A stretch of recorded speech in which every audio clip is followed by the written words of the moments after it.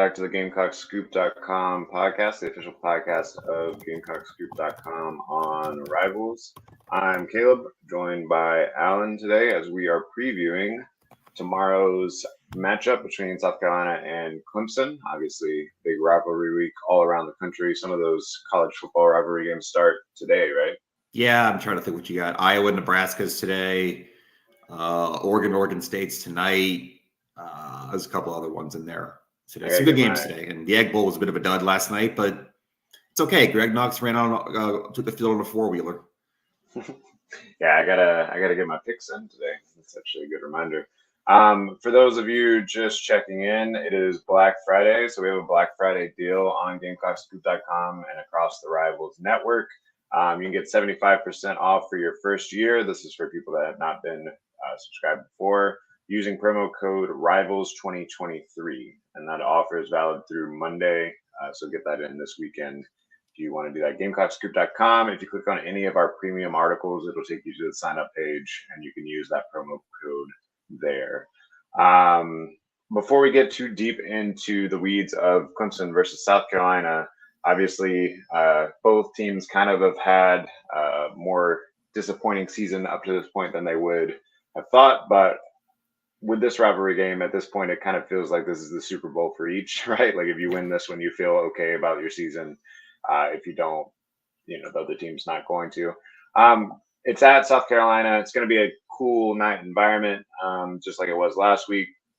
We'll talk a little bit about the road home splits here in a minute, but some pretty big recruits on campus this weekend. So the biggest that I have to know is Daniel Hill. That's a four-star running back who it has felt like it's kind of gone back and forth between Alabama and South Carolina. Most recently, it felt like Alabama had seen some of the momentum, but it's really good to get him on campus here before the season's over. I believe it's an official visit. I don't think he's already taken his, unless he took it at the end of the summer. Anyway, still big visit regardless. I've heard a lot of positive momentum and feedback about where South Carolina sort of lands with Daniel Hill right now. One sign that I think is just kind of interesting is last week, Anthony Carey, who is another running back that South Carolina had on their board earlier in the cycle, decommitted from Michigan State. And my understanding is South Carolina did not make a push once that decommitment happened. Now, that could be just, they didn't feel like they had a shot with him. They didn't like something on his tape, whatever. But I do think it's interesting that it seems like even though running back is a position of need, there's at least some level of feeling comfortable. Maybe it's Matthew Fuller, who is already a 3-star committed to South Carolina, who's had an excellent senior season, has really come along in a big way. Maybe they feel like Mario Anderson's coming back, which we'll talk about here in a minute. Or maybe they feel like they have a better shot with Daniel Hill than we thought a few weeks ago. So we'll have to see how that plays out. Dante Reno is getting to take in his first South Carolina game, which is kind of crazy that he hasn't been to a game. He's been on campus a ton of times, but it's always been into the summer cookouts, all those sorts of things. So yeah, he's going to be there on Saturday with a few other the commits. And then I'll have a full list for you either later today or before the game tomorrow on who all we're expecting in. So big recruiting weekend on top of a big rivalry game weekend. If we start to transition to talk a little bit about the game, I think the story, and we were talking about this before we got on, is Clemson's home road splits. They've obviously both teams are coming in off of a 3-game home winning streak. But Clemson has to come to South Carolina, where it's always a tough place to play. And Clemson's only won one road game all year. And I think you were saying that kind of, you can break that down on an individual level too. Yeah, I think the thing to kind of look at here is Cade Klubnik and his splits home and road. Obviously, we'll talk about Clemson's running game, but in general, you're only as good as your quarterback play is. In this season, that's 7 home games, 4 road games. Cade Klubnik is 14 touchdowns, 3 interceptions at home, 5 touchdowns, 4 interceptions on the road. Clemson's had turnover problems all year. You think back to like that Duke game week 1 where they fumbled a couple times in the goal line. A couple big turnovers in that loss at NC State. I think Klubnik had a pick 6 in that one, which is their last road game. they've done everything worse on the road this year. That starts with the quarterback. Yeah, and really, what we've seen over the last few weeks is, I mean, he's Klubnik has had some nice games throwing the ball too, but really they've put it in his hands as a runner, and that's what they're going to try to do on Saturday night is run the ball with Klubnik, run the ball with Will Shipley, Phil Maffa, even Dominique Thomas, who's their third string running back, has seen some run this year. So they're going to just try to line it up and run it down your throat, which is something that generally I would say travels well. But as you said, it hasn't always worked out for them this year. So we've talked about this. I don't even know how many weeks we've had this discussion, but if you're South Carolina, you're prepared for that. You've seen that with Kentucky last week. You knew Florida was going to try to do that to you. Mizzou did that to you. How good are you feeling? State, yeah. Yeah, I mean, how good? Maybe good's not the right word because, I mean, Shipley and Moffitt are tough, but how are you feeling about your ability to hold the line, stop a team that's going to try to run the ball 40 times on you? Because I feel like better than you did maybe this time last week after watching the way you sort of handled Ray Davis other than that one touchdown. I was going to say, honestly, that hasn't even been the issue this year, right? You even think back to Mississippi State, who has one of the best running backs in the SEC. You've generally, if you're able to, if a team's coming in here one-dimensional, you've been able to shut down that one dimension. It's when they pivot that things get a little bit sketchy. Even we think about that Mississippi State game, right? You shut down their run game, but then the defensive backfield had probably its worst game of the season that week. So I think, yes, they can stop the initial punch or at least slow the initial punch enough to stay in this game. It's going to be whether or not Cade Klubnik has the counterpunch and the secondary is ready for that counterpunch. Well, and the other thing with Klubnik too, or with the passing game for Clemson, Bo Collins, who's Clemson's leading receiver, he is out for this game, plantar fasciitis. So that takes away really their only explosive threat. I mean, it's funny. We've talked a lot about Xavier Legette, the kind of year he's had, getting over 1,100 yards now. Bo Collins, just for perspective, is Clemson's only receiver over 500 yards. And they're not going to have anybody on the field at 500 this year. Now, they are a running-based team. They don't use the passing game the same way South Carolina does. All of those things are true, but I'm curious where and Antonio Williams is questionable too for Clemson. Dabo called him day-to-day earlier this week. We haven't heard anything since then. So that could be two of Clemson's top one for sure, maybe two of Clemson's top targets in the passing game down. He's still got Brenning Stool, the tight end. He's got 5 touchdowns this year. I think this might lead to them throwing the ball out of the backfield a lot more. I feel like Shipley and Maffa are going to get involved that way. Yeah, and honestly, that anytime Clemson has struggled the last couple of years, it kind of has. That's been the story: is if a team can stop their run game, they haven't had those elite wide receivers that we saw through the early Dabo era, like DeAndre Hopkins type. I was trying to talk about what's his name with the hair. He's a elite NFL quarterback now. Oh, Trevor? Yeah, Trevor. Jeez. Trevor Lawrence years. It's early. Yeah, so you just haven't had the same level of explosiveness. You haven't had the same level of quarterback play, obviously. Yeah, so I do think if you're a Carolina fan, you at least – it's hard to see a path of Clemson coming in and beating you 50-7 or whatever like they were doing there for a minute. Because I just don't know that they're explosive enough to do so. Instead, it's a matter of keep getting off the field on third down, not letting them put together 15-play, 10-minute drives. And I think that's going to be more of the challenge for sure. And that also will make your crowd start to fall asleep, which I think the crowd could be a big factor if you are going to win this game. Oh, I definitely agree with you there. I mean, we don't have to, go through the whole thing again. I feel like we've had that conversation pretty much every big home game. But yeah, it's a real advantage. It's going to be a night game. It's going to be loud. Cade Klubnik has not handled that well. Yeah, it's definitely a thing you can use if you. We talked last week about game script, right? About how you got to pounce on them early. You got to score. You got to stay in the game. That those second and third quarters last week were as bad as any offensive quarters they've had all year. And that's a very different discussion down 14-0 than 14-10. But you got the 10 points early. So when the offense did kind of hibernate there for half the game, it's easier to stay in it. The crowd's still in it. You still feel like you're one play away, and you make the play just in time with Rattler to Leggett in the fourth quarter. But I think you got to score first. I'm not going to say if you go down 3-0, you lose, anything like that. But generally, I think you have to score first to kind of feel good about the way this game's going to pace.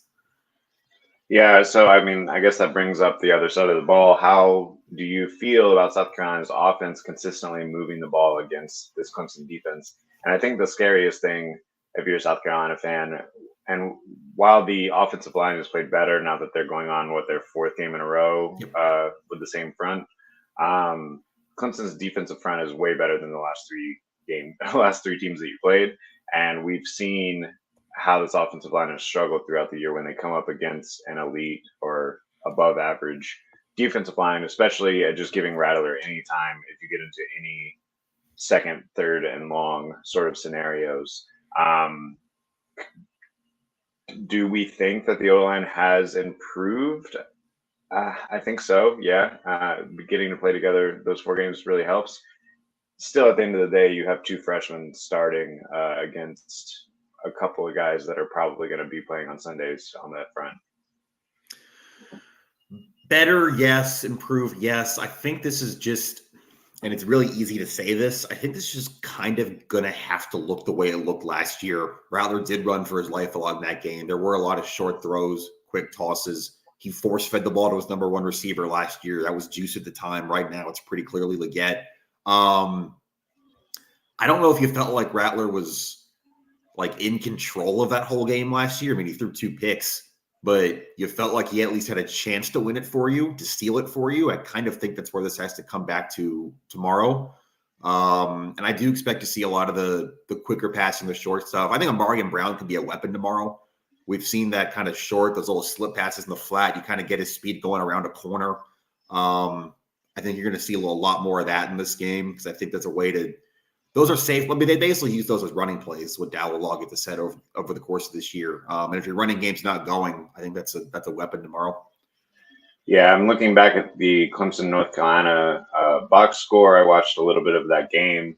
And if you've been watching both those teams all year up into that game, you probably were a little surprised to see that North Carolina did not pass the ball very well. Drake May was 16 of 36. But they did find something in the run game. So what are the chances, I guess, that we see a little bit of a solid game from Mario Anderson being the thing that leads South Carolina over the top here? Over the top, I mean, I don't know about that. I still think if you're winning this game, it's because of Rattler and Leggett. I think you take some pressure off. I think, again, last year you didn't really have a running game at all. I think we're looking at it now is Jaheim Bell with 9 carries for 29 yards in this game was your leading rusher. So it'd be nice to have someone that has running back beside their title, at least in the game this year. That's kind of what I mean. Like last year, you were just so banged up at running back coming into this game. And this year, anything you get is a bonus. I still think there's things you can do in short yardage. I think you've run the ball pretty well there for a lot of the year. And also Spencer Rattler with his legs. We've talked about Cade Klubnik and what Clemson's going to try to do with his legs. But I think Rattler running the ball, he had 3 scrambles for first downs last week. Yeah, and that's something that Drake May was able to do last week too. Mm-hmm. He had 9 carries for nearly 70 yards. So it seems like Clemson's at least somewhat exploitable there. And on that note, the coordinators spoke yesterday, and Dowell Loggins talked about Lenore Sellers and how he's still got a game left, and they intentionally kind of set it up that way to where he has a game left if they want to use him. Could we see another Lenore Sellers package? It sounds like Karen Joyner might try to go. This obviously could be the last game of his college career if South Carolina loses. I think those 2 guys should probably factor in to some degree in the quarterback run game as well. There's no reason not to use Sellers. I kind of think it's just one of those good things happen when he's on the field kind of things. You saw it obviously against Vanderbilt. He scored the touchdown in garbage time last week. Even it was on that first touchdown drive. They used a package with him and DJ Braswell, a bit of a zone read. Yeah, good things happen when he's on the field. I think you do have to kind of pick your spots for that.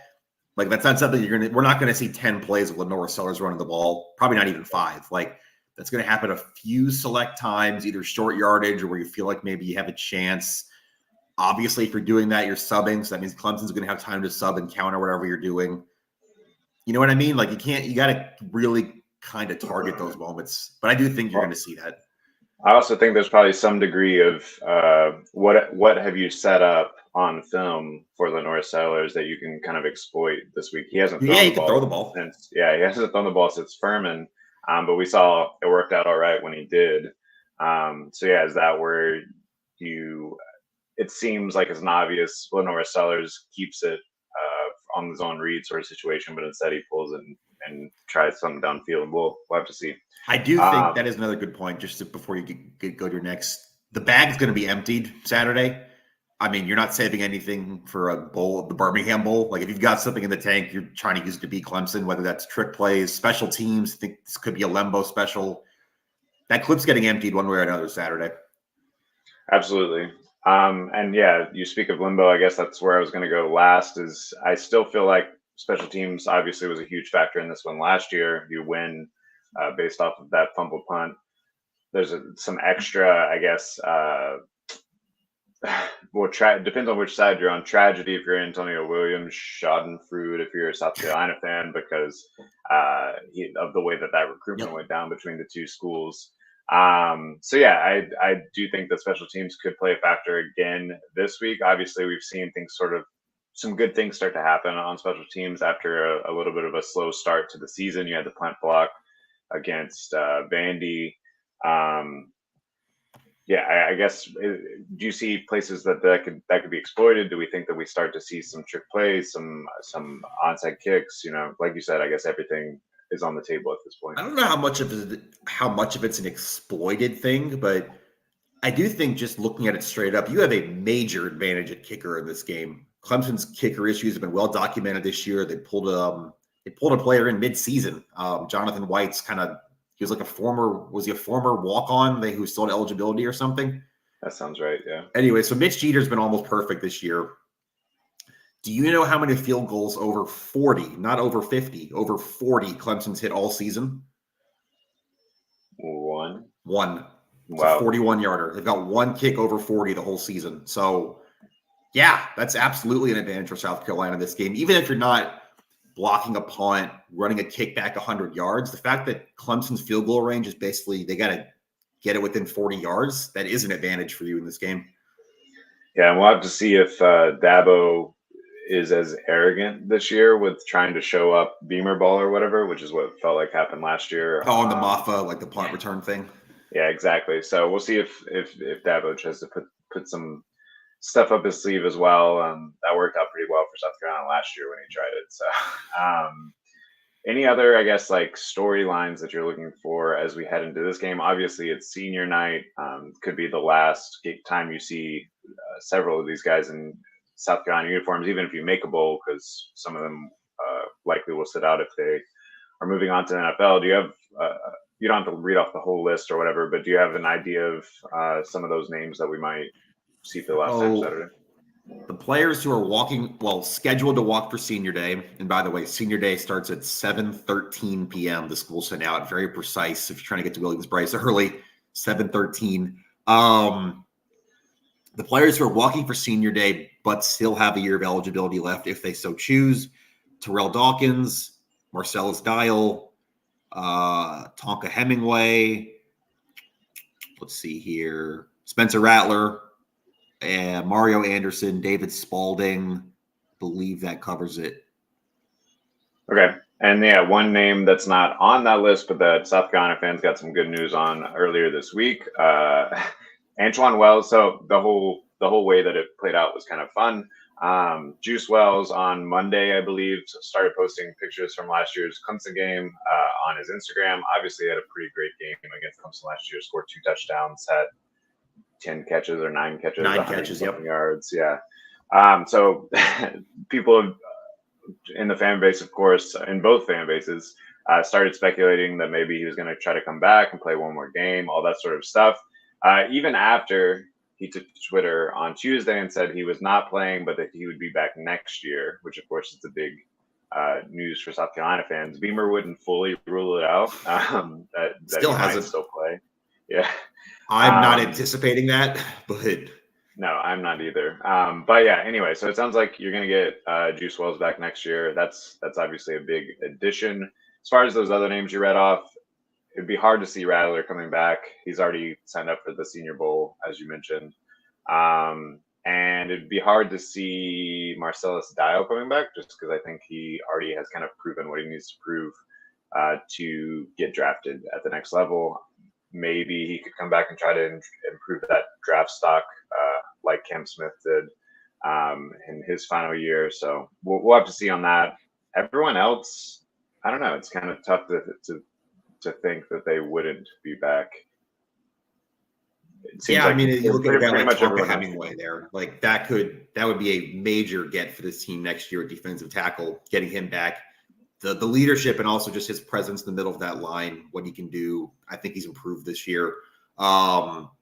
David Spalding's a piece to your secondary that I would assume he's back. Mario Anderson, like again, we talked before the show, but like if you get Mario Anderson back, you get Juice Wells back. One guy who's not walking for senior day, even though he still has a year of eligibility and is a senior, is Josh Simon. That doesn't for sure mean he's coming back, but I think that's a pretty good indicator that he's leaning towards coming back. Yeah. If you start with Simon, Wells, Anderson, and then you look at Nick Harbor, Tyshawn Russell, and DJ Braswell as kind of filling in a depth chart there, and Omega Blake. It's not perfect by any means. You're still probably going to want to port a little skill position player or two, but you're in a pretty good place to start there. Yeah, and I think it's easier to leverage in the portal, though, if you have some of those names already lined up because you're like, well, you got Juice Wells on the other side. Let's take pressure off of you or whatever. So, yeah, anyway, that's obviously still a week away. The portal will open December 3rd, 4th. 3rd, I believe, yeah.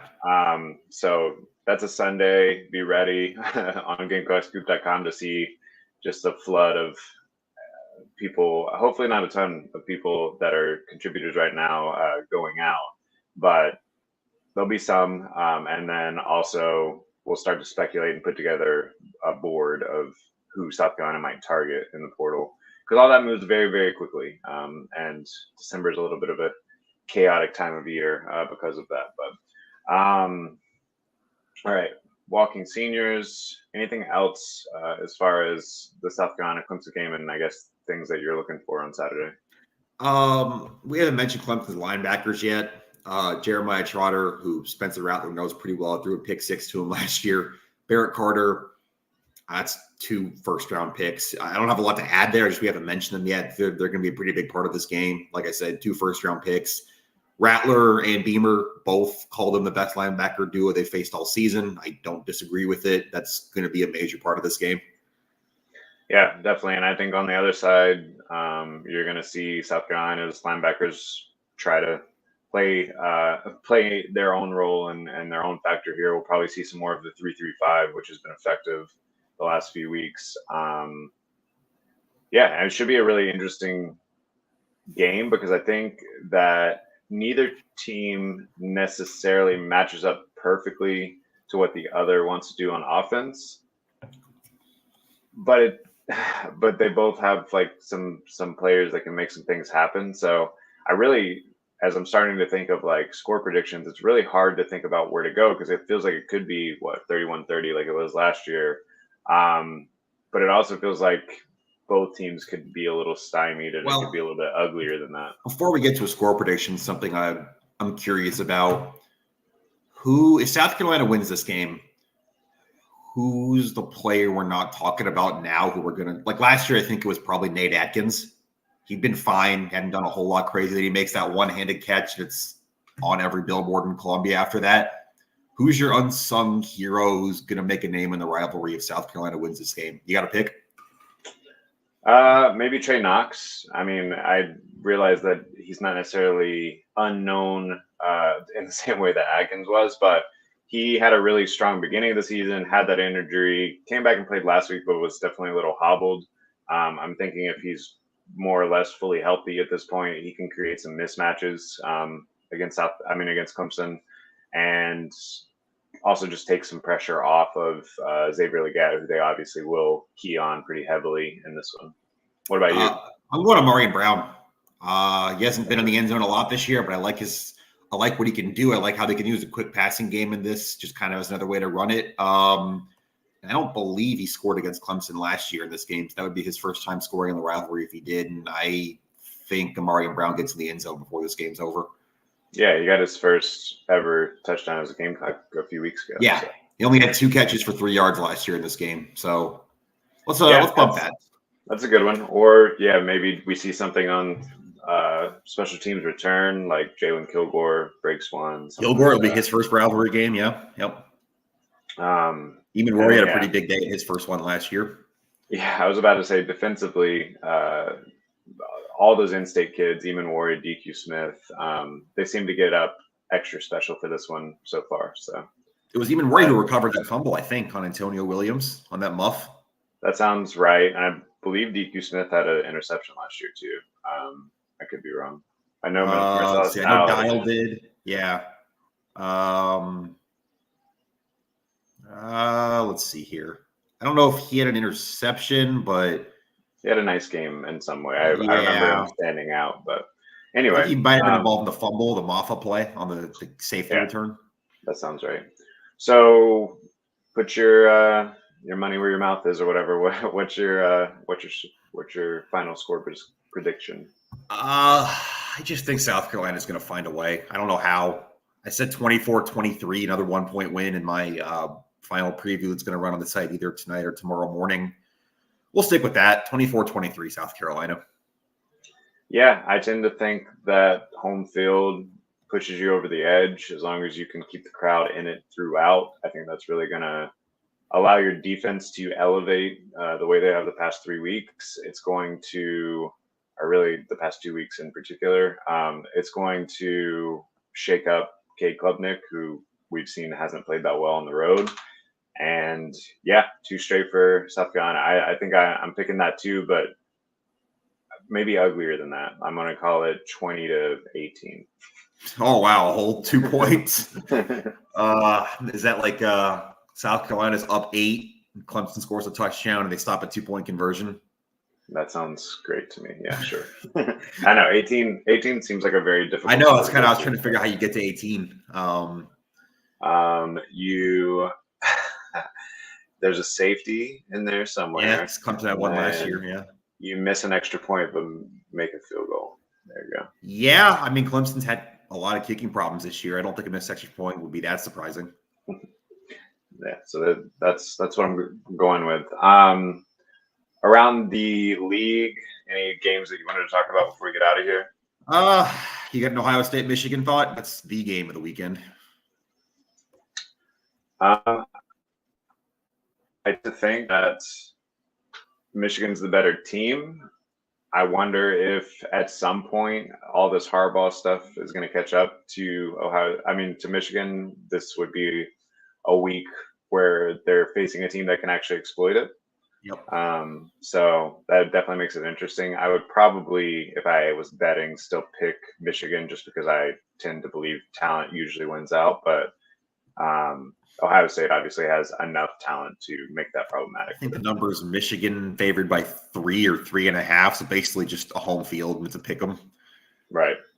And that's the other factor. Being at home, I think, helps them a good bit. Yeah. Got Florida State with 2 backup quarterbacks involved. That could get weird. I was about to say that's a bummer because Florida State obviously still has a chance to make it to the playoff. But I think if it comes down to them and someone else, the lack of their quarterback is definitely going to keep them out. And Florida is good enough to beat them with their backup quarterback, I think. It's at the Swamp. It's at night. That feels like it's going to be going on at the same time as South Carolina Clemson. I won't see it, but that feels like it has weird potential. Yeah, I mean, to some degree, it'd be nice if Florida knocks them out in the sense of you don't have this like what could have been sort of scenario. But it also gives the backup a chance, I guess, to solidify himself. If Florida State comes out there and wins by 3 touchdowns, then maybe you still make the argument for them making it in. How badly does Billy Napier need this win and to not go What would that be? Not missing a bowl game 2 years in a row, or they went 6-6 last year, but 6-6 and 5-7 to start his Florida tenure. Yeah, I mean, and add in the rivalry factor too. They'd be 0-2 against Florida State. Yeah, if they lost us. I think it'd be it's pretty big for him. Like I said, my friend that's a Florida fan still is on board with giving him an extra year regardless, but I think you get a lot more of the fan base on your side if you win that one for sure. Yep. Trying to think of anything else. I mean, it's all the rivalry games, but like I'm not that into the Iron Bowl this year after Auburn laid a dud against New Mexico State last week. They were looking ahead. They're game planning for Bama. They were. And who knows? Maybe Hugh Freeze gets Saban again. Yeah, I mean, I can't rule it out for sure, but I mean, Oregon State's tonight. That's a top 20 matchup. I think Oregon's a lot better. And Oregon State kind of emptied the tank last week. They almost beat Washington. They lost by 2, and it's in Eugene, but got that tonight. Yeah, it's tough. Like Washington is clearly they've beaten the 2 Oregon schools or whatever, but it still kind of feels like those 3 teams are almost even.